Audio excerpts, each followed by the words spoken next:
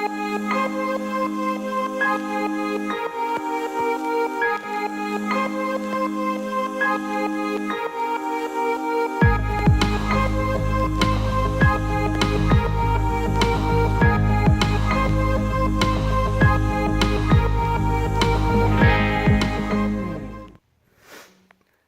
up, guys? Happy Monday. It is time for some Motivation Monday. And today I wanted to, instead of trying to preach to you about how to stay motivated, I figured I'd give you some quick objection handling advice, which should motivate you to handle fsbos, okay? So we're going to talk about fsbos and some, not just objection handling, but really just a natural way to approach them to push your odds of getting that appointment much higher, almost guaranteeing an appointment with the same for sale by owner, the type of person you want to work with.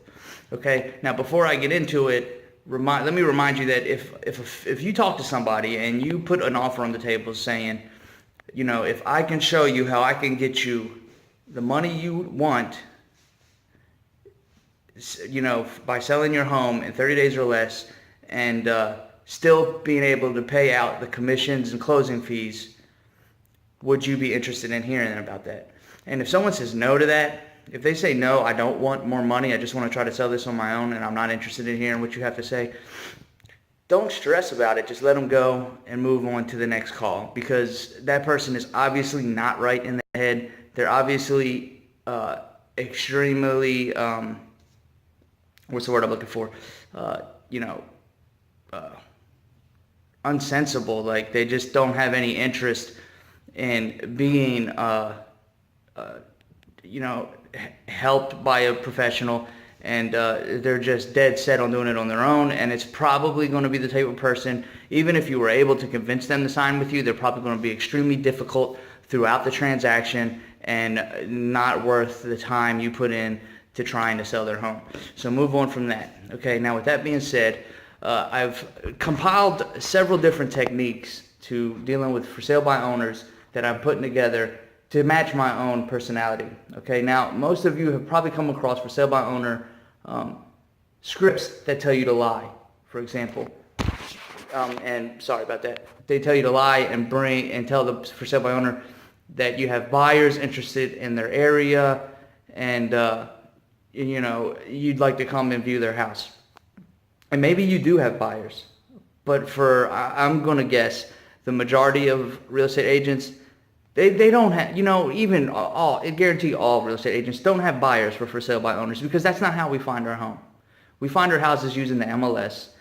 There may be a handful of agents out there that actually try to track down for sale by owners and offer them to their clients, but the majority, don't look for sale by owners. They don't look for sale by owners. They look on the MLS, and that's how we find the homes that we bring our buyers to, because we know that there's a certain standard of practice, etiquette, professionalism that you don't know if you're going to get through a for sale by owner, and then frankly you don't know if you're going to get paid. And also as a buyer's agent, you don't want to go to a for sale by owner, do all the paperwork and basically the work of a listing agent and a buyer's agent to make sure everything goes smoothly, because more likely than not, the for sale by owner, unless they have real estate experience, they don't know how to do the proper paperwork. So you're probably going to be making sure the paperwork is done correctly. So you're going to be doing two jobs for 3%, or 2%. So yeah, most agents don't go to for sale by owners. So you're basically lying to a for sale by owner, and most for sale by owners know that. They may say, oh, okay, well, if you have a buyer, bring them.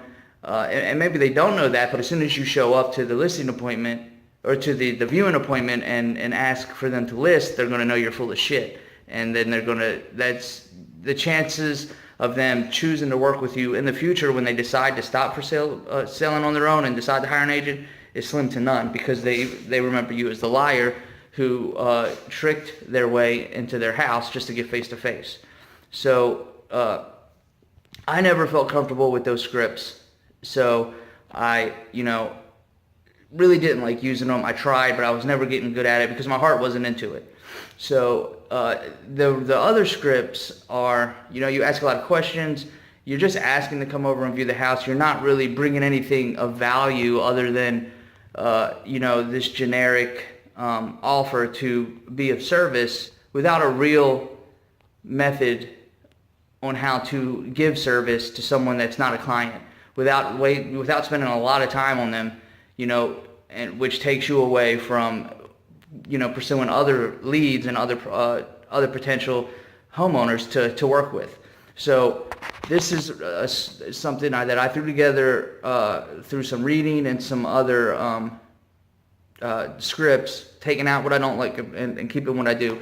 So first of all, when you call for sale by owner, basically just call and tell them, hey, I am a real estate agent with eXp Realty, and I either am an area expert or I am looking to become an area expert or an expert in the area where your home is for sale. Is it still for sale? Is it still available? And then just go into questions. And then what you want to do is, ask some questions, get them kind of talking, and then ask them, how much are you asking for the house?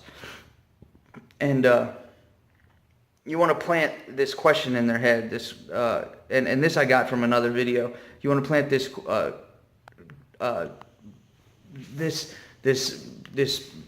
doubt in their mind when you ask this question. You want to ask them, how much are they asking? And when they say, why, didn't you look at the ad? The ad tells you how much I want. And then you respond, well, you can't believe everything you see online.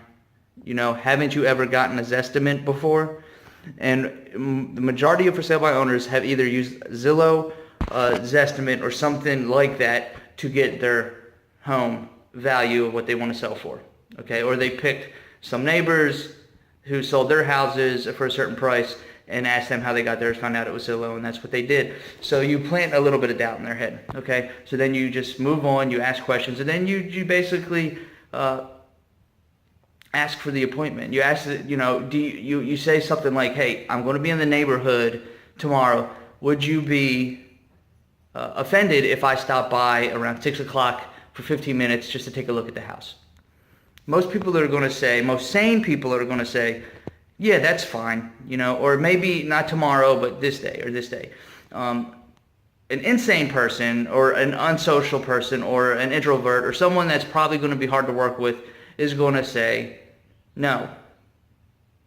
Now, you say, okay, well, thank you for your time. And then you follow up with them with another phone call in a few days, ask how things are going. Hey, I'm going to be in the neighborhood again. Can I come by? Eventually, they're going to say yes. If they're a normal person, if they're a difficult person, they're going to say no, and you just leave them alone.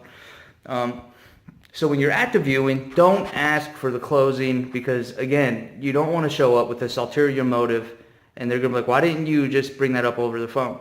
So just view the house, talk to them, ask them probing questions, find out their motivation, qualify them as a motivated seller, and then when you're leaving, this is where you offer the value, okay? And I guess you could do this if they don't want you to come by, but I would probably save it for if you go by, and if they don't bring up the fact, like for example, if you go to a for sale by owner and they're just at the end of the rope and they're like, look, you showed up, thank you so much, we're tired of selling, let's talk about you possibly listing, then you can bring up the close. But if they don't bring it up, don't bring it up. Just before you leave, just be like, hey, thanks so much for letting me come over. Listen, I would love to stay in touch with you and just kind of let you know I want to help you sell your house, okay? And so what I'm offering is to keep you updated on the homes that come to market or the homes that sell in the area, just so that you're aware of what's going on around you in your competition, and you can strategize and adjust accordingly. Would you mind if I sent you that information? When it comes up, I just need to get your email address real quick, and I'd be happy to do that for you.